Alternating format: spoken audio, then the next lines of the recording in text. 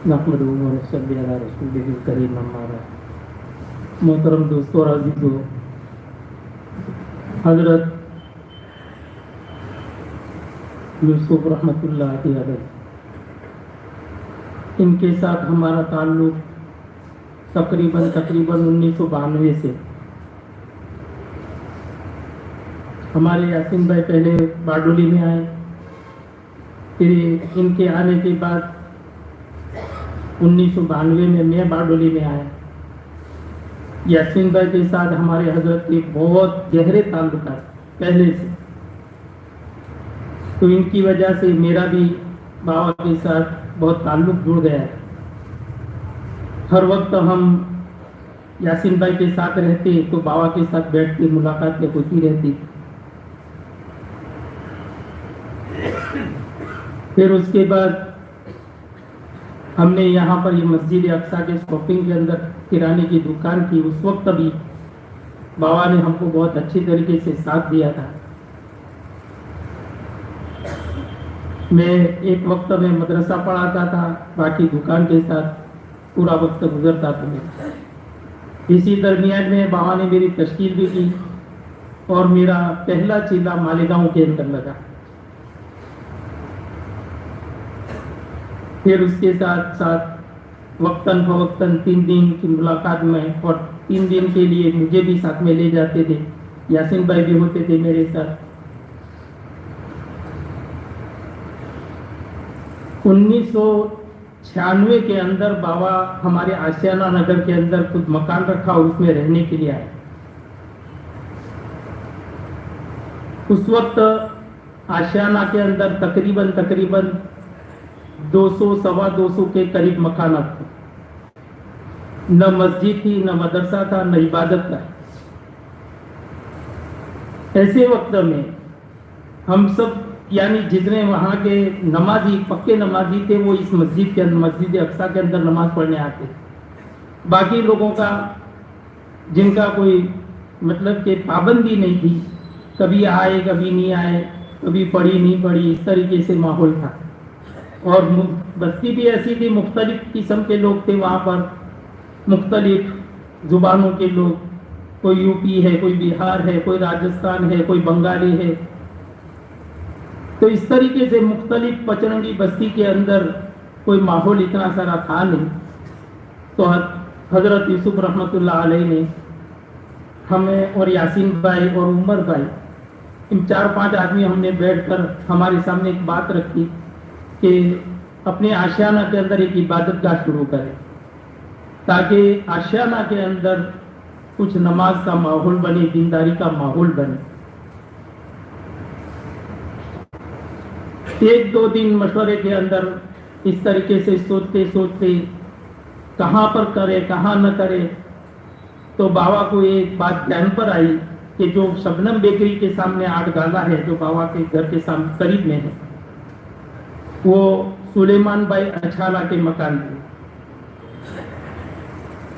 तो उनके ध्यान पर आया कि ये मकान बिल्कुल ताले लगे हुए हैं, इनसे जाके मुलाकात करें और इनसे कहे कि हमें 1-2 मकान इबादत गाह के लिए दे। तो जाके मुलाकात की और वो बातचीत हो गई। उन्होंने चाबियां भी दी। पहले एक मकान खोला, हमने साफ सफाई की और घर से चटाई वगैरह ले जाकर हम 4 आदमियों ने उसमें नमाज पढ़ी। यासीन भाई, उमर भाई, बाबा और मैं। मुझे कहा कि आपको नमाज पढ़ा ली। मैंने नमाज पढ़ाई। फिर मुस्तकिल मुझे कह दिया कि आप यहीं पर ही नमाज पढ़ाया करो, क्योंकि उस वक्त मैं इस्लामिया मदरसा के अंदर सिर्फ मुदर्रिस मदरसा पढ़ाता था, इमामत नहीं थी मेरी उस वक्त। इसलिए मुझे कहा कि आप यहाँ पर नमाज पढ़ाया करो। ठीक है। और नमाज शुरू हो गई। जोहर की नमाज हमने 4 आदमी ने पढ़ी। फिर उसके बाद असर पढ़ी, मगरिब पढ़ी। फिर मशवरा करके यूं कहा कि भाई अपनी बस्ती में जाके हम घर घर जाएंगे और घर घर जाकर हम ये बतावे कि पहले मस्जिद दूर थी, अब अपने आशियाना के अंदर इबादत गाह शुरू हो गई है, अब करीब में है। इस तरीके से समझा बुझाकर घर घर जाकर मुलाकातें की और माशाल्लाह 1 हफ्ते के अंदर 40 से 50 नमाजी उस इबादत गाह में नमाज पढ़ने वाले हो गए। फिर एक मकान था, वो तो 2 कमरे वाला, तो पहले कमरे में दूसरे कमरे में फुल हो गया दो। तो फिर सुलेमान चाचा के पास गए और वहां जाकर मांगा कि भाई दूसरी मकान की चाबी दे दो, एक तो फुल हो गया। तो फिर दूसरी लेके आए मकान की चाबी, उसको साफ सफाई किया, उसमें चटाइयाँ बिछाई और उसमें भी माशाल्लाह नमाज शुरू हो गई। 2 माह के बाद रमज़ान आया। अब रमज़ान में तो हम देखते हैं कि हर कोई आदमी इसका एहतमाम करता है नमाज का, तो मेहनत भी हुई थी, लोगों को पता भी चला कि यहाँ इबादत गाह है। तो इस तरीके से मुसल्ली बढ़ते गए। रमज़ान के अंदर 250 आदमियों ने उस इबादत गाह और मकान के ओटे पर, ऊपर नीचे का ओटला, ऊपर 2 मकान, नीचे 2 मकान, 250 आदमियों से ज्यादा तकरीबन नमाजें पढ़ी रमज़ान में। फिर उसके बाद बाबा की एक फिक्र कि बच्चे बहुत सारे फिर रहे हैं, मदरसे के टाइम मदरसे नहीं जा रहे हैं, तो मशवरा करके मुझे कहा कि आप जरा बस्ती में जाके थोड़ा मेहनत कर लो और थोड़ी तहकीक कर लो कि कितने ऐसे बच्चे हैं जो मदरसे में नहीं जाते। तो हमने इधर उधर जाकर थोड़ा तहकीक किया उसका, तो 17 बच्चे हमारे हाथ पर लगे, 17 बच्चे। फिर मैंने हजरत से कहा कि 17 बच्चे मेरे लिस्ट में अभी आए थे, तो बोला कि ठीक है, अपने इसके लिए कुछ इंतजाम करते हैं। इंतजाम करते करते यहाँ तक बात आई कि चलो एक मुदर्रिस अपने रख ले। अब मुदर्रिस रखने के लिए न कोई पैसा है, न कोई इंतजाम था दूसरा कोई खुद, बल्कि मैं इमामत कर रहा था तो मुझे भी कुछ मेरे लिए भी कोई तनख्वाह वगैरह नहीं थी। उसी की फिक्र बाबा ने, हजरत ने की कि इमाम साहब नमाज पढ़ा रहे हैं, जो मुसल्ली थे उनको कहा कि आप कुछ दे दो, आप कुछ दे दो, आप कुछ दे दो। तो किसी ने 50, किसी ने 100, यूँ करके 500-600 रुपये मुझे महाना मिल जाते। तो इसी तरीके से मेरा भी चल रहा था। तो 17 बच्चों से जब मदरसा शुरू करने का वक्त आया, तो पहले तो हमने ओरवाड़ के अंदर इसकी दरखास्त रखी कि भाई आप एक मुदर्रिस दे दो तो हमारे यहाँ पर मदरसा चालू हो जाए। उन्होंने कहा कि आप अक्सा मस्जिद करीब है, मक्की मस्जिद है, आप वहाँ पर भेज दो ये। तो इस तरीके से खैर वो बात रह गई, लेकिन बाबा की एक ही फिक्र थी कि अपने यहाँ पर मदरसा चालू करना है। तो मदरसा चालू किया, हमारे गांव के एक मौलाना इलियास साहब करके थे। तो ये यहाँ पर स्टेशन के ऊपर कुछ टेम्परवारी कोई साथी जमात में गए थे, तो उनके बदले में पढ़ाने के लिए आए। तो फिर मैंने उनके ऊपर नज़र की और बोला कि ये मौलवी इलियास साहब है, इनको अब मैं बुला ले यहाँ। तो वो आए, इनसे बात की और उनको रख लिया। मेहनत करते गए तो तकरीबन 1.5-2 महीने में 30-35 बच्चे हमको मदरसे के लिए मिल गए और मदरसा चालू हो गया। धीरे धीरे बच्चे बढ़ते गए। फिर मैं गांव में से छोड़ के, जब वार्षिक इम्तिहान हो गया तो मैंने गांव में छोड़ दिया मदरसा, और मैं भी यहाँ पर आशियाना के अंदर आ गया। तकरीबन 2 महीने के बाद मदरसा चालू होने के फिर मैं भी पढ़ाने लगा, तो 2 मुदर्रिस हो गए और बच्चे बढ़े तो एक और रखे। अच्छा, इस दरमियान में रमज़ान के अंदर तरावी पढ़ाने की बारी है। रमज़ान में तरावी पढ़ानी थी। अब हमारे आशियाना में तो कोई ऐसा हाफिज था नहीं कि मेरे साथ में हो जाए, मैं अकेला था। तो उस वक्त हमने काकरिया से एक हाफिज साहब को बुलाया था, काकरिया से, और हम दोनों ने इसमें तरावी पढ़ाई 2 साल तकरीबन।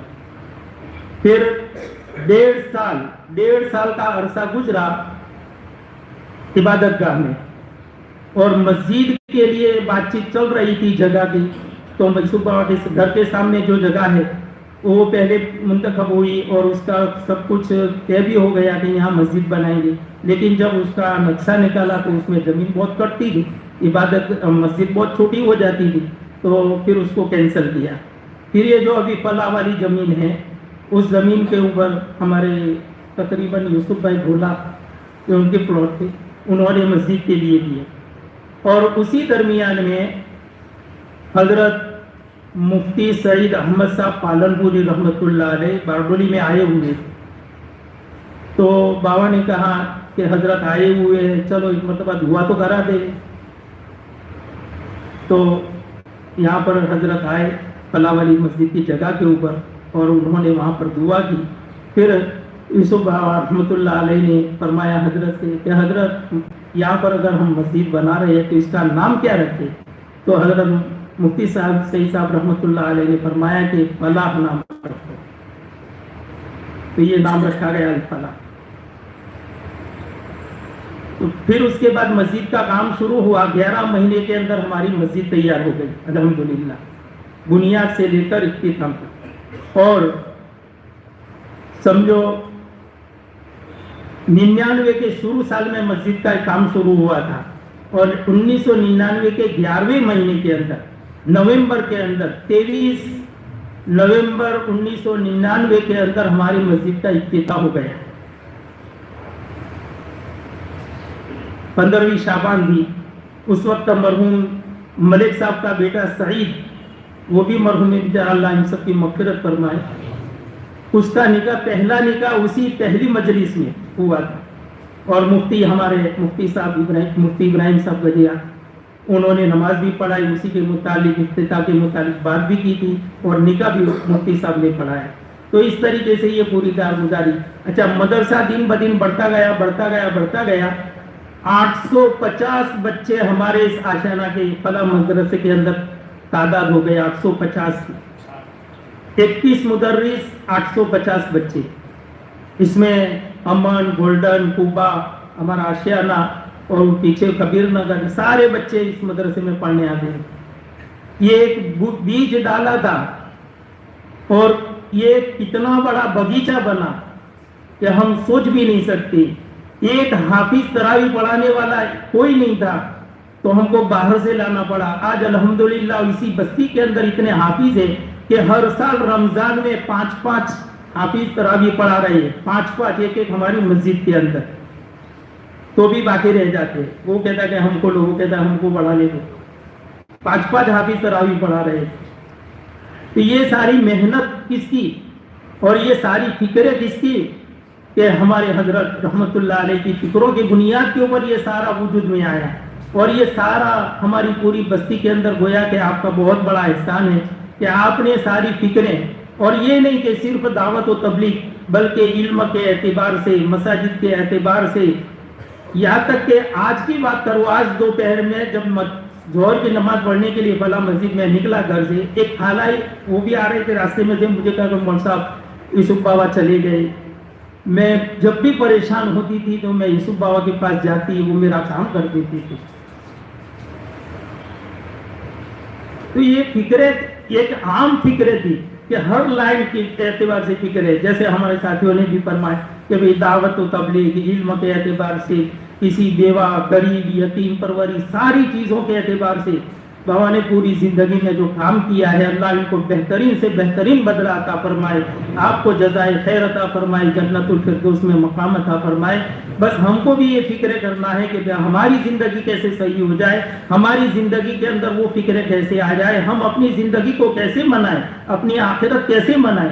اس کے لیے ہمیں بھی ان باتوں کے اوپر غور و فکر کرنا ہے. اللہ پاک ہمیں عمل کی توفیق عطا فرمائے.